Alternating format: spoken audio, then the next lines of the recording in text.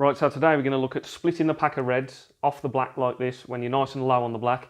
It looks absolutely perfect, but how many times in a frame does this happen?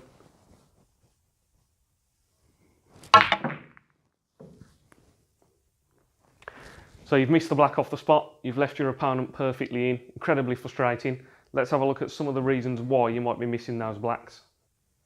So one of the first reasons that people miss these blacks off the spot is we're always told to keep our head nice and still in snooker, but what happens is on this shot it's particularly important because what people do is they end up going to play the shot and they end up looking up to have a look at what's going on with the pack of reds. So because the white is going into these reds at speed, this ends up happening.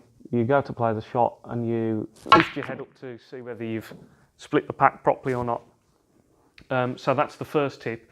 I think it's even more important on this shot to just try and keep nice and still, commit to the shot and don't move and just let the white take care of itself. Now the second thing people do wrong on this shot is they tend to just hit the ball too hard. So because you're going into this pack of reds, you think to yourself, well, I need to go 9 or 10 out of 10 power and smash it so that I get the reds to smash everywhere. So people end up getting down and they think, oh, I need to... Done a good example there, that was very hard. But that's what people do, they hit the ball too hard. That's another mistake, you haven't got to hit the ball that hard in order to get a good split on the reds.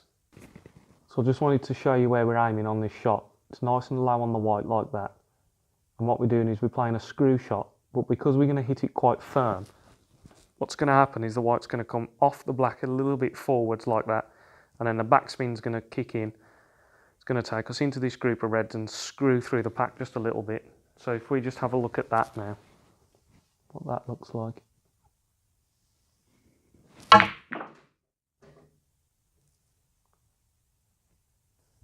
One more thing worth mentioning on this shot is backswing length. So when you pull the cue back before you deliver it, you see a lot of players on this shot, they pull the cue back and they don't go back very far, they go to about there, and then they try and generate all the cue speed in that little tiny distance that they've got before they reach the white.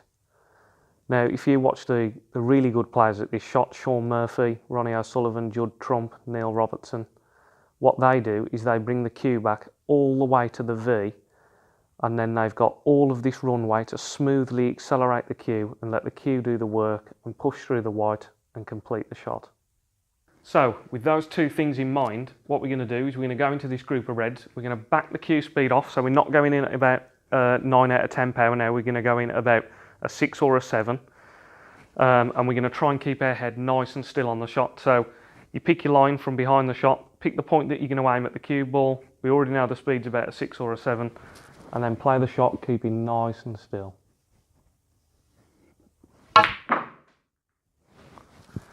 And as you can see, I've left myself on that red there, I'm also on this red here, and we've potted the black nicely.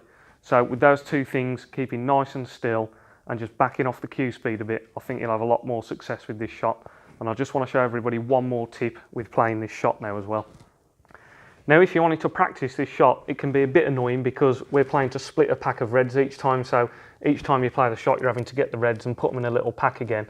And also it can just be a bit noisy playing the split over and over again. So a little tip here is to get your triangle and just take a towel and just wrap it round the bottom of the triangle like this, and then place it just below the pink spot like that, and then that will just act as your little pack of reds then, so you haven't got to keep setting them up time and time again. So with a couple of tips in mind here, just backing off the cue speed just a little bit, just keeping your head nice and still. We can just practice a few of these now. And then we can quickly set it up again and practice another one. Same thing, not too hard, nice and still. So there we go. I hope everybody found that video useful. If you did, then please subscribe to this channel. I'm going to be making a lot more instructional videos on this channel, exactly like this one. If you've got any suggestions or comments for any future videos, leave those in the comments below. And please give this video a like as well. That just helps the channel get noticed and just helps it grow a little bit. So thanks very much for watching. Cheers.